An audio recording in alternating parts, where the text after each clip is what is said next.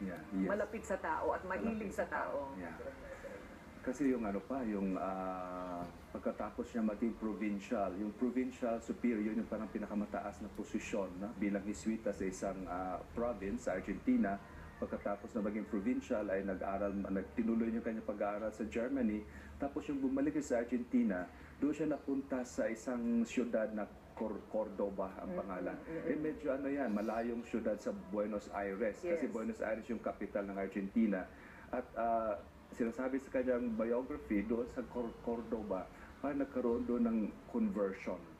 Na yung conversion of meeting the poor, of dedicating his life for the poor. Kasi doon sa Cordoba, talagang nakisilamuha siya sa sitwasyon, kalagayan ng mga mahirap doon.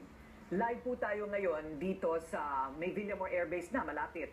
At nakaabang na rin po doon ang kakaiba rin at espesyal na pamamaalam kay Pope Francis. Narito po ang convoy niya. Nakasakay siya sa kanyang Pope Mobile patungo ng Villamor Air Base para sa pamamaalam. Naku, siguro ibang klase na naman ang inihanda sa Villamor Air Base. Father, ano ba ang ginawa ni Pope Francis kagabi? Kasi naguhulaan kami kung ano ba ang kanyang schedule.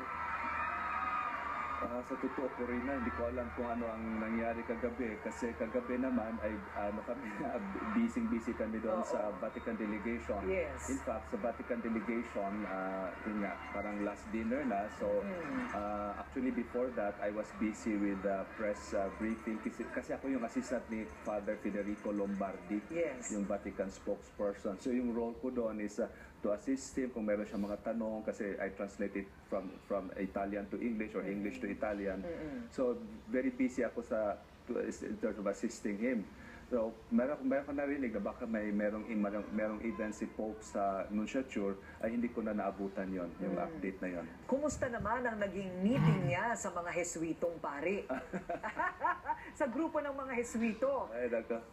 Ito'y bagay na pinag-uusapan ng media na bilang kauna-unahang Santo Papang Jesuito, dapat lamang naman na maasahan na ang mga paring Jesuito dito sa Pilipinas ay may special na audience sa kanya.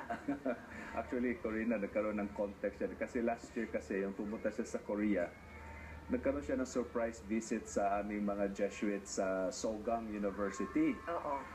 Ngayon, yung nabalita na pupunta siya ng Pilipinas, yung mga karamihan naming mga kaibigan at mga estudyante ng Ateneo, kung pumunta siya sa Sogang University, na Jesuit University sa Korea, baka naman pupunta siya sa Ateneo.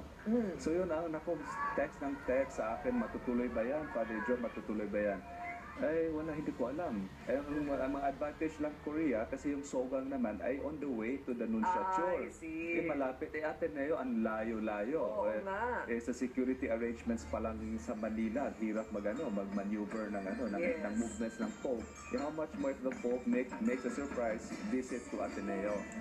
So, kaya, siguro, pero ano pa rin meron pa rin signal that the Pope wants to meet his brothers. Yes. So, yun yung naging surprise meeting na kami mga Jesuits na pumunta sa Nunciature. Ayun, so sinugod nyo na siya doon. Kami ang iyong mga kapatid sa pagka-Jesuito. So, ano naman ang kanyang mensahe sa inyo?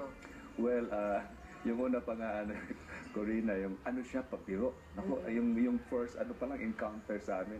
Nagjo-joke na. Para nasa sa recreation room ng mga Jesuits. Yes. So, very, very natural, very, very, very, parang candid. yung candid. So, in fact, pagpasok niya doon sa sala, hindi siya dumiretso sa harap namin. Doon siya dumiretso sa likod. Una mo nang kinamayan, yung mga nasa likod ng mga Jesuits, bago siya pumunta sa harap. Yun nga, sabi nga ng aming provincial na si Father Tony Moreno, na Holy Father, we thank you for meeting us. You were welcomed by 40 elephants in Sri Lanka. Here we have 40 Jesuits.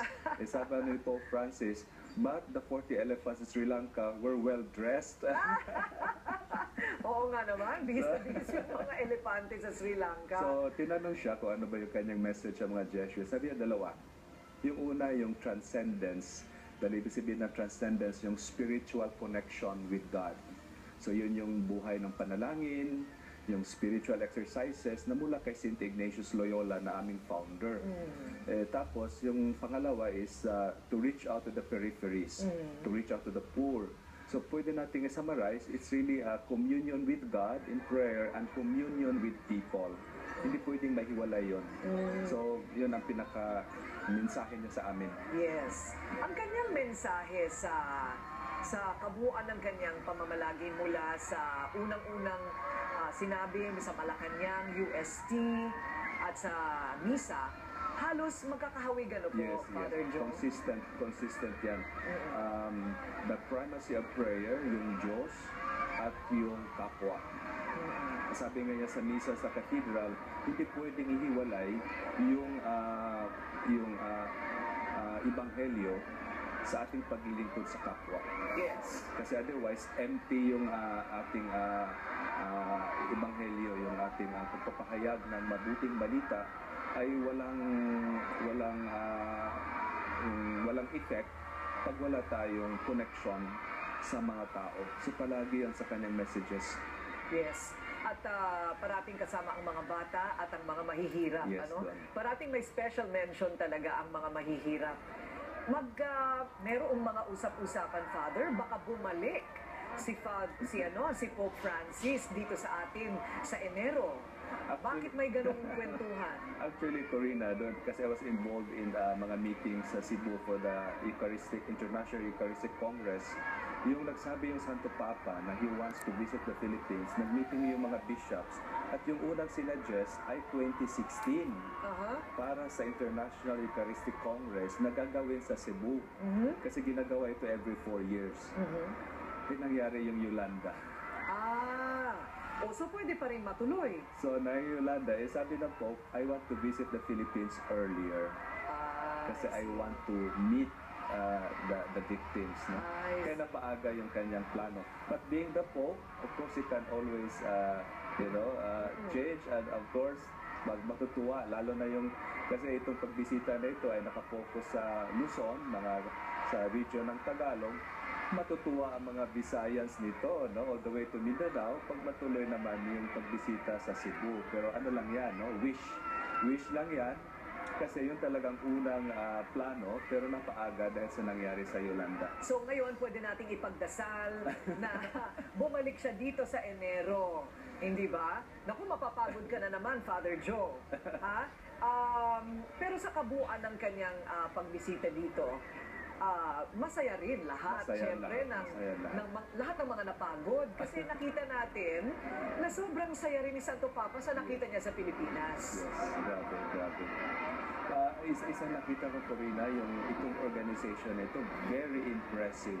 Yes. So we really commend the Papal Organizing Committee mula pa kay Cardinal Tagle, Archbishop Soc Villegas, at saka lahat ng mga committee, Corina, mayroong bishop na head sa accommodation, sa physical plant, sa transportation, sa media. Sa media, yung pinaka-head namin ay si Bishop Milo Vergara. No? So doon ako napunta kasi they asked me to assist the papal press office.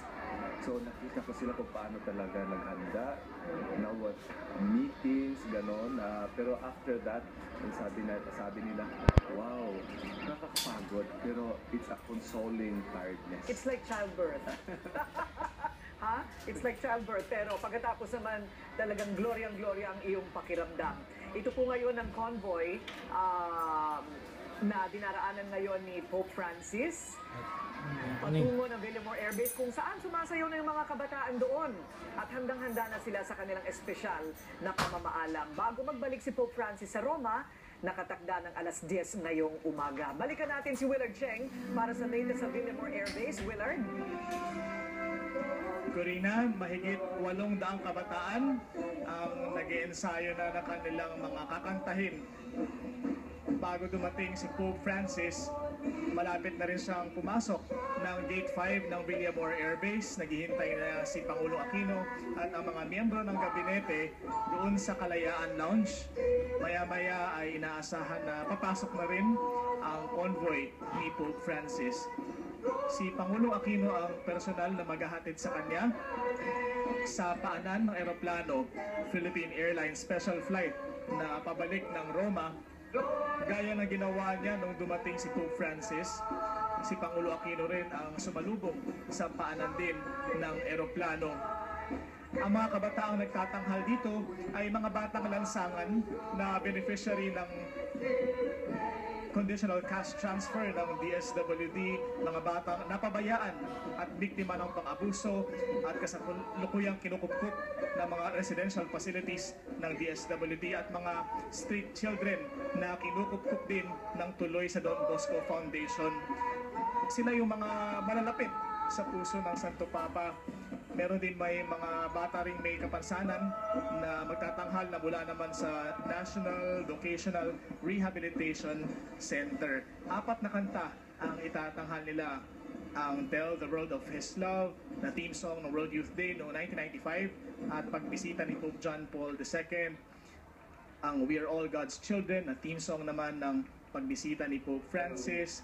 Ang Only Selfless Love at Shine Jesus Shine. Lahat ng mga awitin, laman ang mensaheng nais ibahagi ni Pope Francis, ang pagmamahal sa kapwa, pagmamalasakit at pananalig sa Diyos. Napakatindi ng init ng araw ngayon, di gaya kahapon na maulan, pero hindi natitinag ang mga naghihintay. Nais silang masilayan si Pope Francis bago ito bumalik ng Roma. So, Willard, Corina? tayo ba ay on schedule? Makakaalis ba talaga si Pope Francis ng alas 10 ng umaga? Okay, very good. So far, Corina, on schedule naman. Bagamat ngayon ay umaakit pa rin ng eroplano ang ibang miyembro ng papal delegation doon sa likurang bahagi ng eroplano.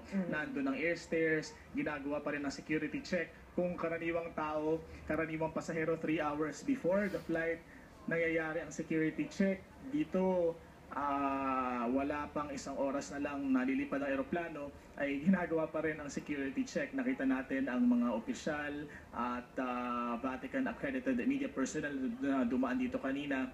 At ngayon ay packet pa lang sila ng eroplano. Pero maaga pa naman, may panahon pa at mukhang mabilis naman ang pagpuproseso ng kanilang mga papeles. 9:45, magsisimula ang departure ceremonies para kay Pope Francis. Corina. Okay, babalikan ka namin na Willard. Mukhang handang-handa ng lahat dyan. Ilang minuto lamang ay makakarating na si Pope Francis para handugan ng espesyal na pamamaalam nito pong nasa Villamor Air Base sa ngayon. Ang nakikita natin, Father, thank you, Willard. Babalikan ka namin maya-maya lamang. Si Willard Cheng, mga kaibigan mula sa Villamor Air Base. This is the Vatican delegation. Itong nakikita natin, ano? Yeah. Yung nasa likod ng plane, yung sa likod na the exit or entrance door, doon dumadaan yung Vatican delegation na media. 77, Corina. Wow, one of the most, talagang elaborate comprehensive coverage sa papacy ni Pope Francis. Nandun yung mga si John Allen, yung mga malaking pangalan Yes, sa John media. Allen, yes. So, nandoon sila sa, sa nauna silang dumating sa Villamor Air Base. What is the international media saying about this Pope so far? Like, what does John Allen say? I'm sure you follow him. I wasn't able to interview him, pero yung sa ibang mga journalists, yung sabi niya, he remains a Pope of surprises. Oo nga eh. Nagugulat kami. Nagulat ako kahapon. Doon sa kalagitnaan ng crowd sa Luneta, parang ayaw pa niyang umalis. Napansin mo, Father Joe? Nagtagal pa siya at umikot siya at Jesus Mariosep. Talagang humihinto. Hindi namin malaman kung sino yung inaabot niya doon sa crowd. Yung pala yung mga bata, hinahalikan niya. So he remains a Pope of surprises. So siya talaga ang nagmamando sa kanyang driver. Yes. Kung hihinto or aandar na sila. Yeah. Wow. Siya ba ay nalungkot sa nangyari sa Tacloban, hindi lamang dahil doon sa aksidente, kung hindi, ang alam ko, ang balak niya talagang iikot siya ng Tacloban? Yes. In fact, sa press briefing before yung Tacloban, yung press briefing ng January 16, tinanong si Father Lombardi, matutuloy ba ang biyahe sa Tacloban na meron ng na expected na typhoon? Sabi ni Father Lombardi, go pa rin ang schedule. Pero what happened pala that evening, they had to ask advice from the pilot na magdala sa Santo Papa kung ano ba yung advice. Yung advice is to leave earlier para hindi maabutan yung typhoon.